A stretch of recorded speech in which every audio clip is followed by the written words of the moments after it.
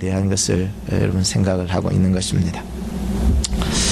르는 루벤, 또 시는 시므온, 레는 레몬, 레위, 유는 한 번 더 따라합시다. 르실의 유. 오늘 네 사람을 통하여서 하나님이 오늘 그 인물 속에 보여주시고자 하시는 그 은혜들을 한번 깊이 생각하고, 또 그 이름 속에 들어있는, 그 자녀들의 이름 속에 들어있는 그런 영적인 교훈들을 같이 한번 생각해 보고자 하는 것입니다. 창세기 29장 31절 말씀입니다. 같이 한번 오늘은 읽어볼까요? 창세기 29장 31절, 성경을 펼쳐요. 창세기 29장 31절. 자, 시작. 여호와께서 레아에게 총이 없음을 보시고 그의 태를 여셨으나 라헬은 무자하였더라. 자녀 출산이라고 하는 것은 전적인 하나님의 손에 달려있다는 사실입니다. 여러분 믿으시기 바랍니다. 아이, 목사님, 자녀들은 그냥 남자 여자 동물로 치면 쑥것 암것 그냥 둘이를 통해 가지고 만들어지는 게 아닙니까? 라고 이렇게 생각을 할 수 있지만 아닙니다. 자녀의 출산은 전적인 하나님의 손에 달려 있는 거예요. 우리는 본능적인 짐승적인 그러한 출산을 얘기하고 싶지는 않습니다. 한 생명이 만들어지고 한 생명이 성장해 나가고 한 생명이 생명으로서 출산이 되기까지 한순간도 하나님의 손길이 없이는 전혀 이 생명의 출산이 이루어질 수 없기 때문인 것입니다. 시편 127편 3절에 보면은 자식은 여호와의 주신 기업이요 태의 열매는, 태의 열매가 뭐예요? 이 속에서 잉태시키시고 이 속에서 생명으로 딱 맺게 해주시는 그 태의 열매는 그의 상급이로다, 이렇게 얘기를 하는 거예요. 오늘 여러분들 자식은 우리의 신앙 가운데서 유산이다. 기업은 유산이거든요. 또 상급은 선물이라는 뜻과 동일하게 취급되고 있는데, 바로 자식은 우리에게 하나님이 주신 귀한 유산이고, 유산이 아직까지 뭡니까? 재물이고, 재물 아직 뭡니까? 돈보다도 귀하고, 자식은 우리에게 하나님이 주신 아주 값진 선물이다 라고 하는 사실을 우리는 말씀을 통해서 알 수가 있는 것입니다. 세계에서 가장 많이 출산을 한 여인이 있습니다. 그 사람은 러시아의 페오도르 바실리에프라고 하는 사람인데 지금은 없어요. 그 여자가 혼자서 자녀를 69명을 낳게 되는 기록을 남기게 되었습니다. 두 쌍둥이를 16번 낳게 되고, 세 쌍둥이를 7번 낳게 되고, 네 쌍둥이를 4번 낳게 되는 거예요. 그러니까 한 번에 한 놈씩 이렇게 놓으면 69번이지만 한 번에 쌍둥이들을 툭툭툭툭 던져내니까 이게, 야, 이거 대판에, 야, 우리도 참. 그런데 저는 이런 이야기들을 들어보면서 그러면 자녀가 없는 사람도 있잖아요. 난 자녀가 없다. 그런데 실망하지 마세요. 절대로. 왜? 하나님의 축복은요, 자녀의 많고 적음에 있지 않더라고요. 이 아브라함과 사라 사이에는 자녀가 몇 명이었을까요? 하나였어요. 하나 낳아서 잘 키워도 온 이스라엘 백성의 위대한 믿음의 선진들이 되어질 수 있기 때문에 하나만이라도 하나님 잘 키우게 해주세요, 이렇게 돼야 되는 거죠. 근데 또 성경을 보니까 바울은요, 자녀가 몇일까요? 독신이었기 때문에 자녀가 당연히 없습니다. 그런데 바울이라는 사람은 영적인 자녀들을 전도해가면서 만든 줄로 믿습니다. 그렇기 때문에 우리가요, 자녀에 있고 없고 보여지는 그게 중요한 게 아니라 내가 영적으로 전도해서 영적으로 한 영혼을 하나님 앞에 바칠 수 있는 거 말이에요. 또 또 어떤 사람은 아프리카 오지 같은 데서 그 선교지 같은 데 굶어서 굉장히 죽어가는 그 어린아이들을 한 사람씩 마음에 내 영적인 자녀로 품는 사람들도 있더라고요. 그래서 얼굴도 모르고 하지만 거기서 사진 한 장 보내주면 그 사진 보고서 내가 이 아이를 위해서 뒤에서 후원하는 거예요. 어떻게 해요? 의식주를 후원해 주는 거예요. 돈을 붙여주는 거예요. 그리고 걔가 공부할 수 있도록 이렇게 물질을 후원해서 그 아이를 위해서 비록 내가 직접 이렇게 살진 않지만 그 아이를 위해서 계속 기도하고 마음 쓰고 이렇게 하는 거 말이에요. 그렇기 때문에 우리가 자녀가 많다 적다 여기에서 하나님의 축복이 많다 적다 이렇게 기준을 두면은 자녀가 하나이거나 뭐 온 사람은 저주받았나 그런 게 아니잖아요. 오늘 여러분들의 인생을 통하여서 정말 영적인 자녀들이 출산되기를 주의 이름으로 축복합니다. 그래야 우리 교회가요 더 생명 한 영혼의 생명이 더 풍성해지지 않겠습니까? 중요한 것은 10명이건 1명이건 하나님의 말씀으로 하나님 나에게 주셨다면 그것을 정말로 키워가야 됩니다. 하나님 나에게 전도해야 될 그 한 영혼을 마음속에 품게 해주셨다면 그 영혼이 정말 하나님의 말씀 가운데로 인도받을 수 있도록 계속해서 신앙교육이 필요하다고 볼 수 있기 때문입니다. 모세의 어머니께서도 어릴 적에 모세가 성장할 때까지는 모세의 어머니가 그렇게 신앙교육을 시켰잖아요. 또 사무엘 같은 경우에도 보면은 어릴 적에 하나님 앞에 서원을 바쳤는데 바치기 전까지는 자기 집에서 가정에서 정말 부모님의 이 어머니의 신앙 교육을 엄청나게 시켰습니다. 그러니까요 위대한 있던 이스라엘의 영도자로 참 올라올 수 있고 나는 이 백성들을 위해서 기도하지 않는 죄를 범치 않겠다고 하는 이러한 마음을 가질 수 있는 사무엘과 같은 사람이 될 수 있었다고 보는 것이죠. 유태영 박사님이라는 분이 천재 만드는 유대인의 가정교육이라는 이런 책을 발간했는데 거기에 이런 예화가 있습니다. 이 유태영 박사님이 유대인의 가정을 뭐 직접 한번 가서 경험을 한 거예요. 그래서 가정에 딱 들어가서 그 가정을 살펴보니까 이제 걸음마를 채워 일어나서 겨우 하는 이 아이가 있었는데 아버지가 이 아이와 놀아주는 거예요. 놀아주면서 이 아이의 손을 붙잡고 이렇게 세웠는데 아이가 이제 뒤퉁뒤퉁 걷는데 그만 하면서 아이가 아버지가 손을 놓은 상태에서 뒤퉁거리면서 넘어지는 거예요. 넘어지니까 이 유태영 박사님이 넘어지네 하면서 뛰어가지고 아를 웅켜 이렇게 웅켜 안았다는 거예요. 그랬더니 이 유대인 아버지가 한국 사람들은 그렇게 아를 키우냐고 그렇게 얘기한 거예요. 왜 그러신다고? 그 애가 넘어지면은 그 어떡하냐고. 우리는 그렇게 안 키운다고. 애가 넘어지는 걸 그대로 놔둔다고. 그 다치면 어떡하냐고. 그러니까 이분이 하는 얘기가 얘 넘어져도 잡아주지 않는 것은 이 아이의 미래를 위해서 잡아주지 않는다는 거예요. 야, 그 얘기를 듣고서는 참 우리 한국 사람들은 굉장히 재빠르잖아요. 뭐든지 아이들을 하나하나 뭐든지 똥 닦아주는 것까지 다 컸는데도 똥 닦아주는 것까지 다 해주면은 이게 안 된다는 거예요. 이제 어느 정도 성장하면은 스스로 일어설 수 있는 힘, 내가 비록 이 세상에서 넘어진다 해도 다시 일어설 수 있는 힘을 하나님 안에서 스스로의 이 내성을 좀 키울 수 있어야 되지 않을까. 그러니까 유대인들이 이 세상에서 그 노벨상을 굉장히 많이 받았잖아요. 그래서 미국이고 전 세계 속에서 굉장히 말이에요. 이게 능력 있게 이렇게 살아가는 사람이 되잖아요. 오늘 우리도 이런 어린이 주일을 맞이해서 약간 이렇게 어린이 내용들을 이었지만 좀 우리가 좀 생각해 볼 필요가 있다고 생각합니다.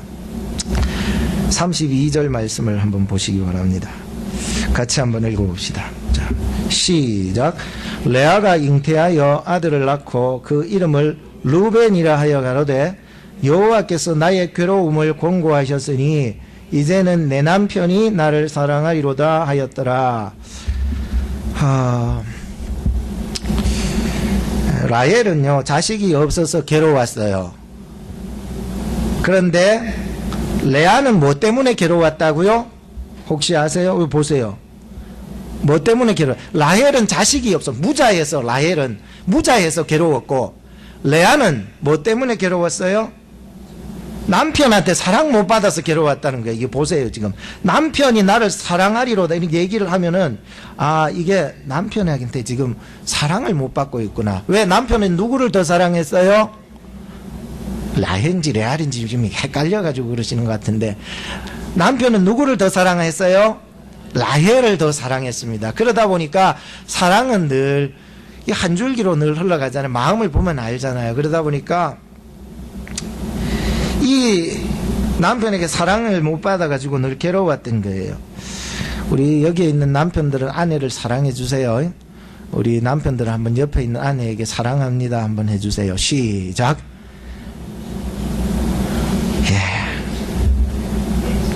왜 제가 이런 말을 하냐면은, 남편이 아내를 사랑하는 마음을 가져야, 영적으로 보면 남편이 아내를 사랑하는 마음을 가질 때에 그 마음이, 그 아내의 마음이 자식에게 그대로 이렇게 뭐랄까 깃들어진다라고 해야 될까.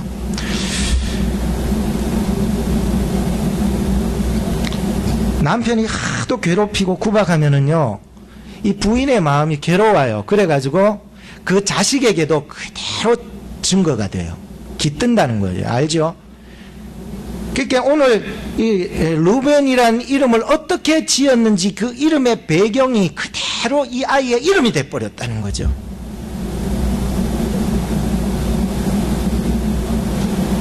너무너무 하나님께서 나의 이 괴로움을 권고하여 주셔서 정말 이제는 내 남편이 나를 사랑하리로다.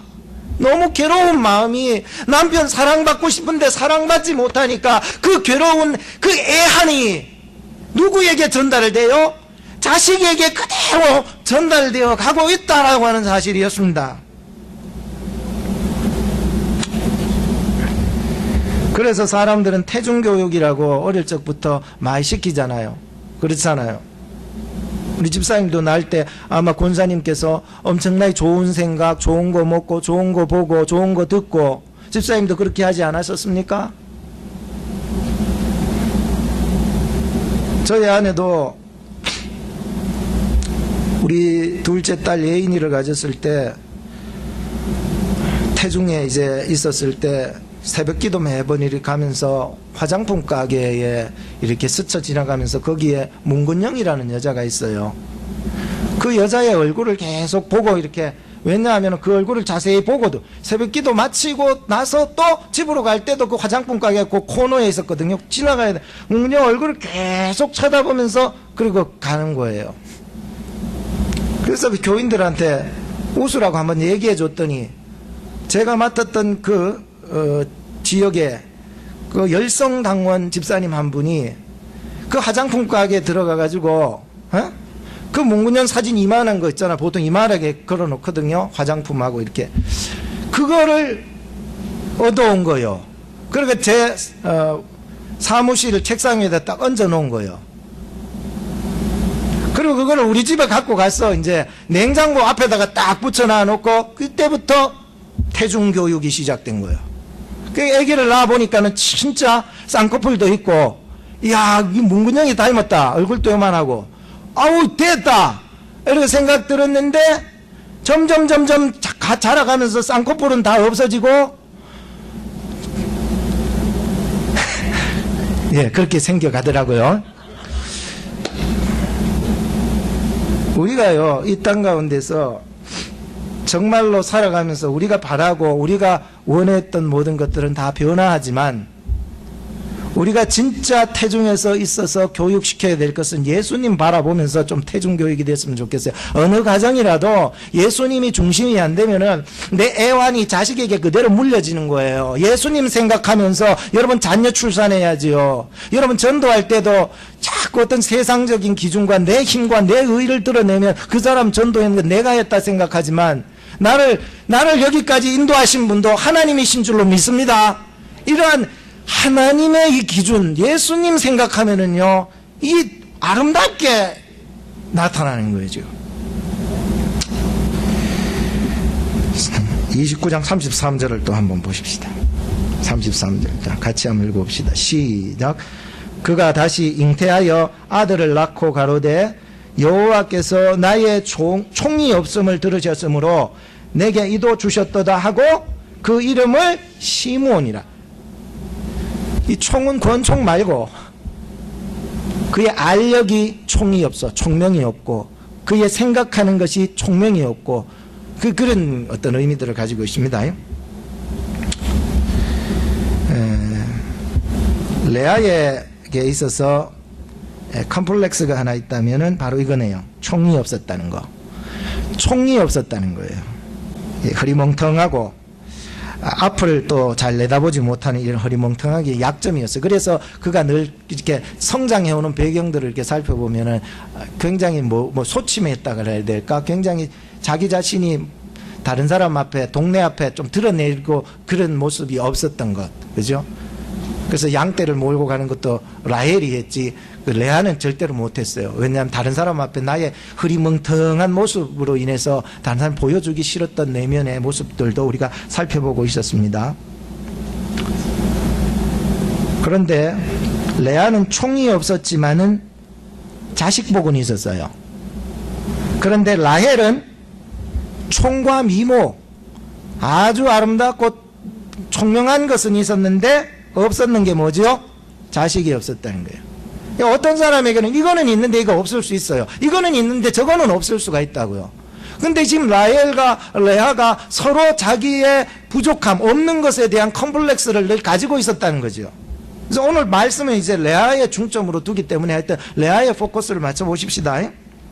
레아는 지금 총이 없었지만 자식의 복은 있었어요.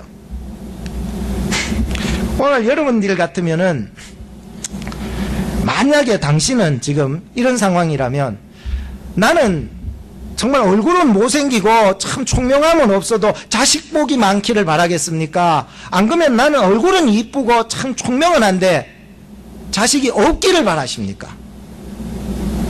자, 쉽게 나는 레아가 되고 싶다 한번 손 들어보세요. 나는 못생겨도 그냥 자식은 많이 낳고 싶다 됐어요. 그럼 나는 라헬이 되고 싶다. 나는 자식은 없어도 정말 예쁘게 정말 총명하게 살고 싶다. 한번 손 들어보세요. 네, 손 내리세요. 오늘 이 말씀을 영적으로 좀 받을 필요가 있는 거예요. 시므온이라는 그 두 번째 아들의 이름은 여호와께서 나의 총이 없음을 들으셨으므로 내게 이도 주셨도다. 레아는 자신의 이 약점을 보완하기 위해서 자기의 못생긴 얼굴과 자기의 부족한 이 부분을 보완하기 위해서 장점을 굉장히 살려갔습니다. 그의 장점이 뭐라 그랬습니까? 레아에게 애 잘 놓는 거. 내가 잘하는 거는 애 잘 놓는 거다. 이걸 통해 가지고 뭔가 남편의 사랑도 받고 내가 뭔가 나에게도 뭔가 내 모습에 대한 자존감들을 다시 한번 좀 회복해 나가려고 무던히 애썼었던 거예요.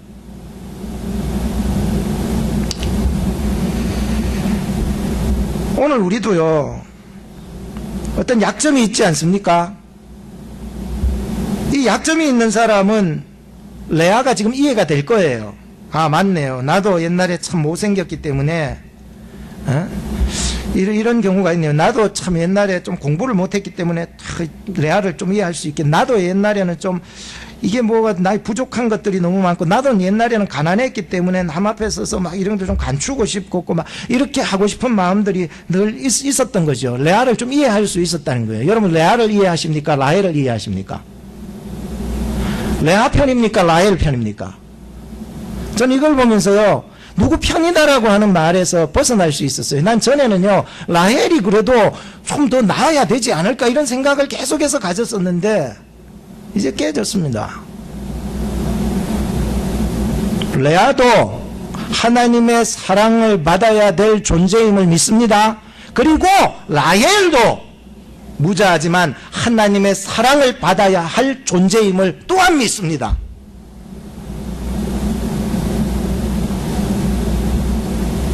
이 레아가 얼마나 외모 때문에 너무너무 괴로웠고 이 총명함이 없는 것 때문에 늘 뒤편에서 숨어 다녔던 그의 모습, 여러분 이런 스트레스를 한번 받아봤으면은 나에게 있는 장점이라도 좀 잘 살려서 애라도 제발 풍풍 나와가지고 하고 정말로 좀 예쁨을 받았으면 나도 나 존재다.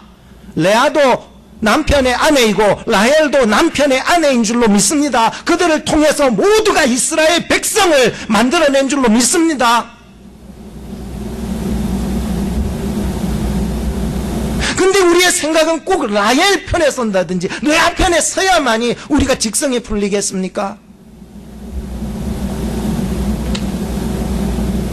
지금 하나님께서 레아에게 엄청 축복을 주시지만 하나님은 또한 라헬도 주목하고 계시고 라헬도 하나님의 때를 기다리게 하시고 라헬도 하나님께서 그를 위해서 라헬을 위한 계획, 비밀스러운 그 놀라운 계획을 지금 세우고 계셨다는 사실이었어요. 그런데 레아는 라헬을 경쟁 상대로만 생각하게 되니까는 하나님은 항상 내 편이 되어야 된다고 생각하는 거예요. 그럼 우리의 생각의 전환이 좀 일어나야 되지 않을까 생각을 해봤습니다.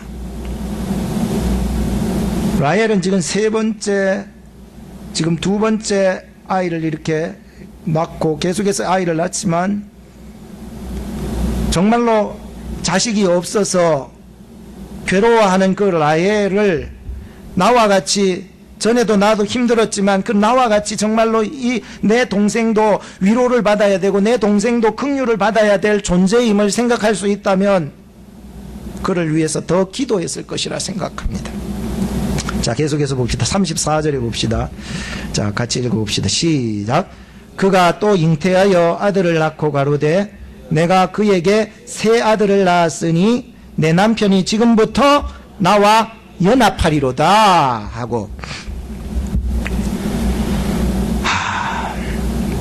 성경에서 이제 세 번째 3이라고 하는 숫자는요, 완벽함, 체험받았다, 이렇게 확실하다, 만족이다, 뭐 이런 의미들을 가지고 있습니다. 그래서 레아에게 세 번째 아들을 주었을 때 이 레아는 생각하기를 게임 끝났다, 사무 세 판 이겼으면은 게임 끝났다 생각했습니다. 3명 줄줄이, 그것도 딸도 아니고 남자들 줄줄이 이렇게 낳아보니 아들을 낳으니까는 내 남편은 지금부터 나와 연합하리로다.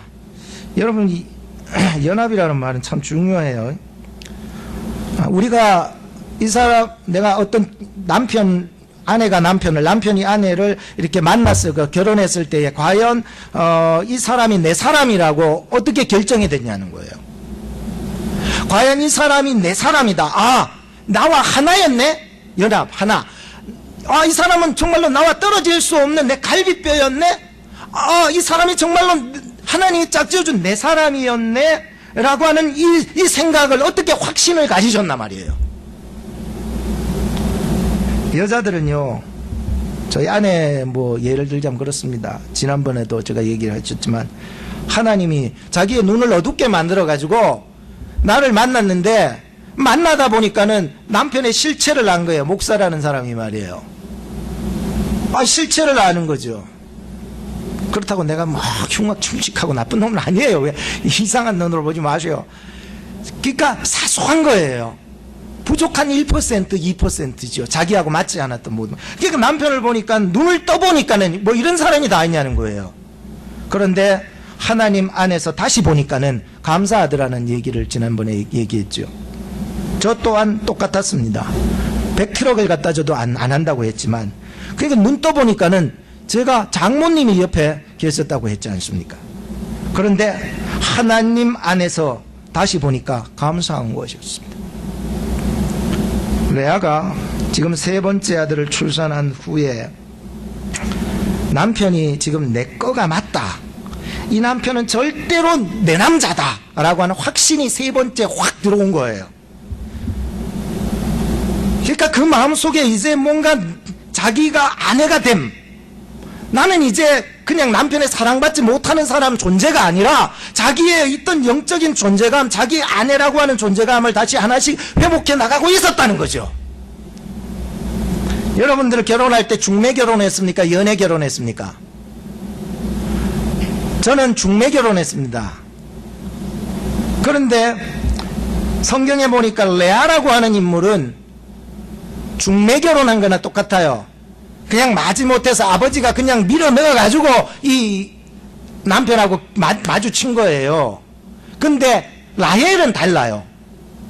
라헬은 중매 결혼입니까? 연애 결혼입니까? 연애 결혼이라니까요. 우리가 신앙생활 하면서도 중매 같은 신앙이 있고 연애 같은 신앙이 있어요. 쉽게 얘기하자면 중매 같은 이 신앙은 내가 그냥 아버지가 믿어왔으니까, 어머니가 그냥 오래전부터 할머니 때부터 그냥 믿어왔으니까 그냥 전통적으로 가문적으로 내가 당연하게 이렇게 믿어야 되는 거 말이에요. 그냥 마지못해서 떠밀어 주니까 그냥 내가 그냥 딸려가서 그냥 살아주는 거 말이에요. 이런 신앙 말이에요. 근데 라헬 신앙은 좀 달라요. 갑자기 살다가 눈이 마주친 거야. 그게 불꽃이 튀어가지고 막 사랑의 감정이 막 일어났잖아요. 그러니까 연애하다가 결혼을 하게 되는 거예요. 우리의 신앙도 똑같아. 어떤 사람은 막 자기 마음대로 살다가도 막 한번 은혜를 엄청나게 받아버리니까 정말로 주님과 함께 살아가고 막 뜨거운 사랑을 해나가는 사람이 있는가 하면, 어떤 사람은 저기 믿는 건지 아니 믿는 건지도 모르는데, 근데 놀라운 것은 그런 사람은요 차츰 이해가 되십니까? 그냥 모태신앙자들은 그냥 처음엔 그게 없었는 것 같은데 차츰 자기의 모습을 발견해 나가는 거예요. 오늘 우리가 이와 같이 연애 결혼을 했든지 중매 결혼을 했든지 연애 신앙을 하든지 중매 신앙을 하든지 둘 다 한 남편의 부인이듯이 오늘 우리는 주님 안에서 정말로 하나님의 그 뜻 안에서 하나님의 나라를 함께 이루어 나가야 될 줄 믿습니다. 마지막으로 35절을 같이 한번 읽어봅시다. 자, 시작. 그가 또 잉태하여 아들을 낳고 가로되 내가 이제는 여호와를 찬송하리로다 하고, 이로 인하여 그가 그 이름을 유다라 하였고 그의 생산이 멈추었더라. 유다라는 뜻은 그냥 단적으로 말하는 감사, 찬송 이런 의미들을 가지고 있어서 하는 거예요. 이제 우리가 마지막으로 우리가 볼 것은 그렇습니다. 레아는 지금 네 번째 아들을 이렇게 출산하고는 이제 찬송하는 것밖에 없었습니다. 이제 완벽하게 게임 끝났고 이제는 내가 하나님께 감사할 일밖에 없네 라고 해서 그 자녀의 이름을 찬송이라고 지어줬어요. 그런데 레아는 그때 생산이 멈추었더라 이 얘기를 하고 있습니다. 일시적이긴 하지만 일단 생산이 멈춰지게 되었습니다. 그래서 레아의 지난 모든 결혼 생활들을 이렇게 한번 살펴보면은 참 결혼하기 전에도 또 결혼하고 나서도 많이 괴로움 속에 있었던 건 사실이네요. 늘 자기의 연약한 부분들, 총이 없고 알력이 부족하고 또 외모도 딸리고 하니까 이러한 괴로움 속에 있었던 것은 사실입니다. 거기에다가 남편의 사랑을 받지 못하면서 그러면서도 차츰 남편과의 사랑이 지금 회복되어지면서 그 입에 찬송이 나오고 감사가 나오는 모습을 보게 되었습니다. 오늘 우리가 영적으로 생각하면 예수 그리스도 안에서 거듭난 그 사람은요, 그 입술에 찬송이 있을 줄로 믿습니다. 근데 거듭나지 못한 사람은 그 입에 만입을 줘도 원망과 불평을 하더라고요. 그러니까 여러분의 입에 찬송이 있기를 바랍니다. 아멘이 있기를 바랍니다. 바울과 실라라는 사람도 정말 복음을 전하다가 감옥 안에 들어갔을 때에 그런 하나님 앞에 찬송하며 기도했더니 하나님께서 옥문을 열어주시고 전도의 기회를 만들어주셔서 간수의 가정을 전도하는 역사가 일어나게 되었습니다. 욥이라는 인물의 찬송을 여러분 아시잖아요. 내가 적신으로 왔으니 적신으로 갑니다. 주신 자도 하나님이시고 취하신 자도 하나님이시니 하나님 찬송 받아주세요. 결론을 짓겠습니다. 오늘 우리는 레아의 네 아들, 즉 야곱의 자손들의 네 아들을 살펴보면서 이 속에 들어있는 영적인 의미들을 한번 찾아볼 수 있었습니다. 마치 레아와 같이 우리는 정말로 인생을 살면서 약점과 남편 사랑 못 받아서 괴로워할 수 있습니다. 죽을 것 같은 괴로움 속에서도 오늘 하나님께서 르벤 권고하시는 하나님으로 찾아오셨고, 시므온 들어주시는, 나의 연약함을 들어주시는 하나님으로 찾아오셨고, 셋째 레위 연합 하나. 나중에 이 레위는요, 레위 족속 중에 위대한 사람이 되잖아요. 죄 많은 이 백성들과 하나님 하나 되게 하는 대제사장의 직분을 받는 그러한 족속을 만드는 거잖아요. 그러니까 그 하나님 연합게 하시는 하나님.